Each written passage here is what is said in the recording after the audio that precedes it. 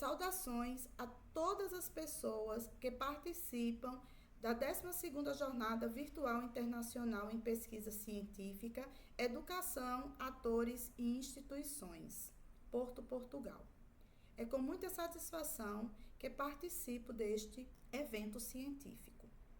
Eu me chamo Rita de Cássia Rocha, sou uma mulher brasileira, sou parda, tenho 1,55 m de altura, possuo cabelos pretos, porém meus cabelos já estão grisalhos, estou usando óculos, uma blusa vermelha, estou sentada e no fundo tem uma parede branca. O trabalho que vou apresentar estará assim intitulado: A Política de Financiamento da Educação Profissional e Tecnológica no Brasil, uma análise dos recursos destinados à implementação do Programa Mulheres 1000. O presente trabalho é parte dos resultados de estudos que se encontram em desenvolvimento no conjunto de pesquisas que integram o Programa de Pós-Graduação em Educação Profissional do Instituto Federal de Educação, Ciência e Tecnologia do Rio Grande do Norte, especificamente na linha de pesquisa Política e Praxis. Neste programa, estou como doutoranda, sendo orientada pela professora doutora e pesquisadora do campo do financiamento da educação, a professora Maria Aparecida dos Santos Ferreira. No presente trabalho, aborda-se o financiamento da educação profissional e tecnológica a partir da análise dos recursos destinados à implementação do Programa Mulheres 1000, uma política pública educacional que articula educação, trabalho e gênero, e como tal, é direcionada à profissionalização de mulheres em situação de vulnerabilidade social no contexto brasileiro. Sendo assim, define-se como objetivo analisar o financiamento do Programa Mulheres 1000 no contexto da educação profissional e tecnológica para verificar como são definidos os recursos financeiros à sua materialização. O estudo fundamenta-se teoricamente no materialismo histórico e dialético. Sua abordagem é de caráter qualitativo, uma vez que problematiza o financiamento público no contexto de atuação do Estado brasileiro na sociabilidade capitalista. Como recorte temporal, delimita-se o período dos anos finais do século XX, precisamente o pós-anos 1990 e os anos iniciais do século XXI até a atualidade, caracterizado nos estudos que sedimentam este artigo como período de reformas, pautadas também à luz de princípios neoliberais. Ancora-se em um plano conceitual que visa compreender como está definida a política de financiamento da educação, pois ela engloba toda a discussão sobre o Estado, como o Estado investe, gasta e enfrenta as questões ditas públicas e assumidas por ele, para assim ressaltar o financiamento da educação profissional e tecnológica e, dentro dela, conceber as estratégias e recursos atinentes ao Programa Mulheres 1000. Ao abordar a política de financiamento da educação profissional dentro de uma perspectiva histórica e dialética, implica preocupar-se em compreender como os direitos sociais, e nesse caso a educação, como é que esses direitos sociais eles são garantidos e efetivados, pois no escopo das políticas educacionais, e neste caso também ressaltamos, que é a formação profissional, como se dá a garantia e a definição dos recursos pelo Estado para a materialização da educação profissional? Pois concebe-se que esta é uma das estratégias basilares que dá concretude a tal política. Dito isso, passamos a apresentar o nosso percurso metodológico para a realização do estudo e nele combinamos a pesquisa bibliográfica e documental. A revisão bibliográfica permitiu a aproximação aos estudos que discutem a relação trabalho-educação, bem como identificar aqueles estudos que se debruçam acerca do financiamento da educação profissional. Assim, revisitamos as produções científicas de Cavalcante, 2019, Cury, 2018, Ferreira, 2014, França, 2006, Grabowski, 2010, Arrete, Rothman e Marx, 2006-2019, Nascimento, 2016, Quenzer, 2003, Moura, 2007, Saviani, 2003 e Pinto, 2018. Sob o programa Mulheres 1000, destacamos as contribuições de Conserte, Souza e Loreto, 2018, e Azevedo, Duarte e Araújo, 2022. Como já mencionamos, além dessa revisão bibliográfica, também foi realizada uma pesquisa documental sobre a legislação pertinente à educação profissional e tecnológica no Brasil, observando precisamente a temporalidade recortada neste estudo e a trajetória do programa Mulheres 1000, objeto do nosso estudo, verificando toda a produção legal, a partir de consultas a leis, decretos, ofícios, portarias, instruções normativas, relatórios de gestão do Ministério da Educação, projetos, planos, guias metodológicos, dentre outros documentos, isso que são pertinentes às políticas de educação profissional e tecnológica, com ênfase, isso no programa Mulheres 1000. Para além desses documentos já citados, outros apontamentos e informações foram obtidos através de consultas em sites oficiais do governo brasileiro. Daí citamos o site do Ministério da Educação, principalmente em espaços eletrônicos destinados às publicações da Secretaria de Educação Profissional e Tecnológica, SETEC, e de igual forma as plataformas oficiais do governo brasileiro, tais como o Sistema Integrado de Planejamento e Orçamento, SIOP, o Sistema Nacional de Informações de Educação Profissional e Tecnológica, SISTEC, e a plataforma Nilo Peçanha. Essas consultas a essas plataformas, elas aconteceram entre os meses de janeiro a junho de 2024.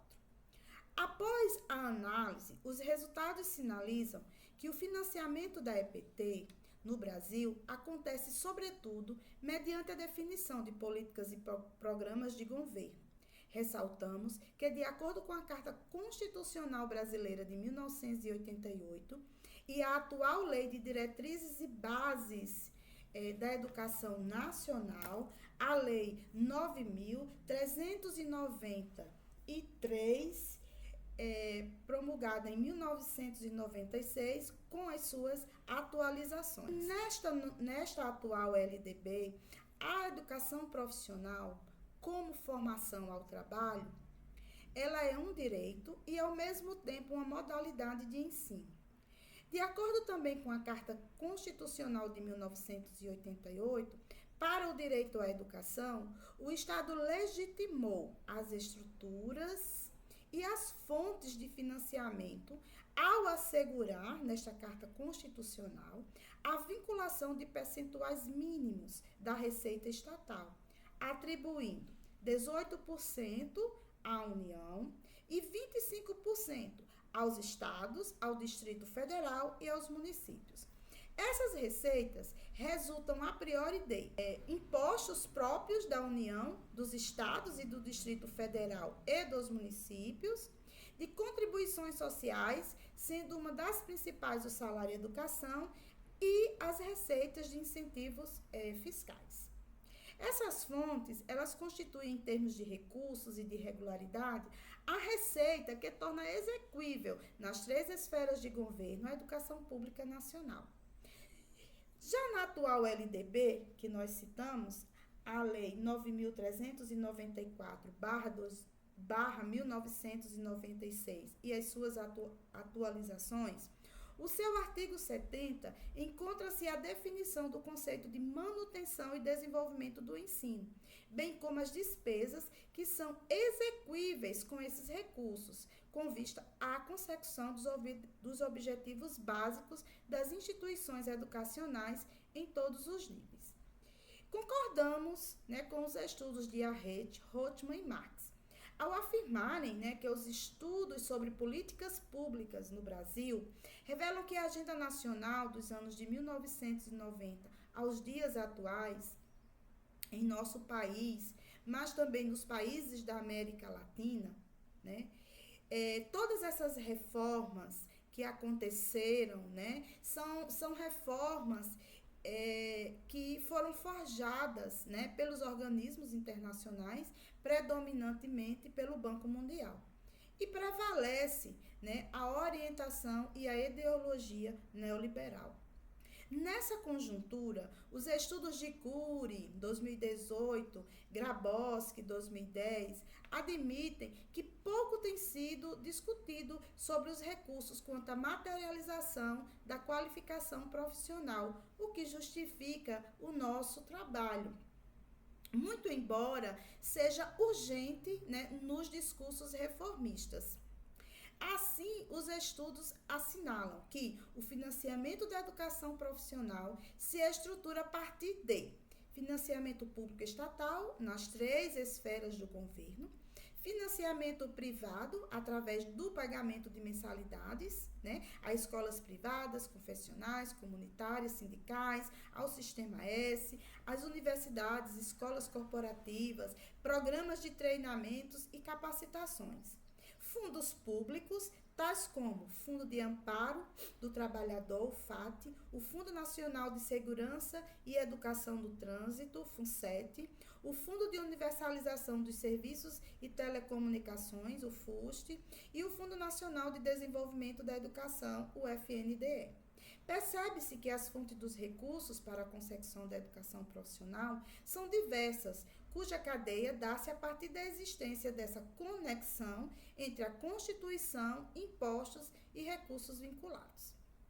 Conforme aludimos anteriormente, a educação profissional é ofertada mediante ações, programas e políticas de governo, e elas estão sendo ofertadas por meio de várias ações do Ministério da Educação, mas também de outros ministérios.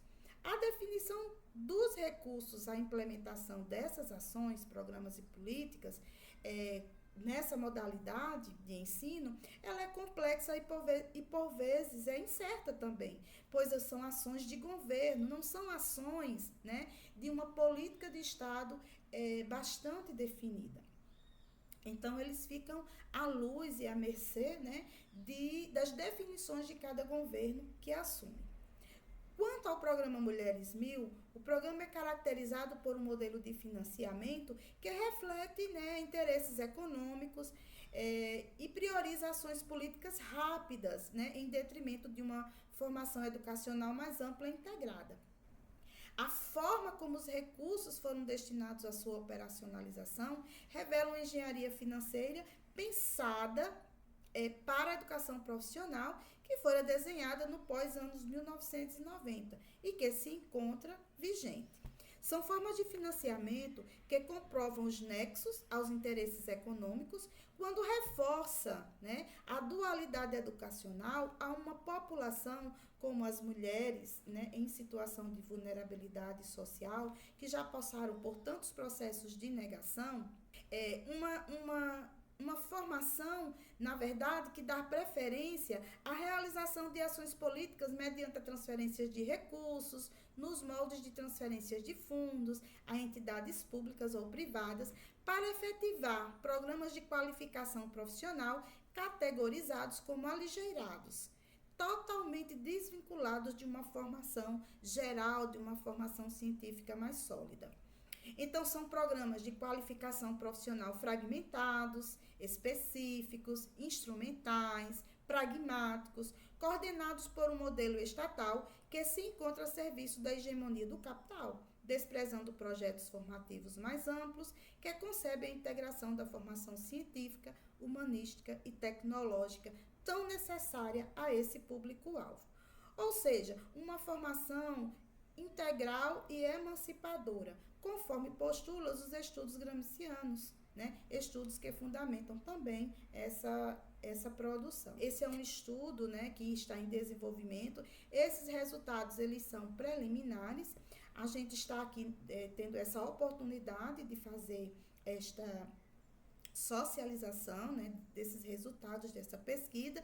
Esperamos que eles contribuam para o desenvolvimento da ciência e dos conhecimentos no campo da educação profissional e, desde já, muito obrigada pela atenção de vocês.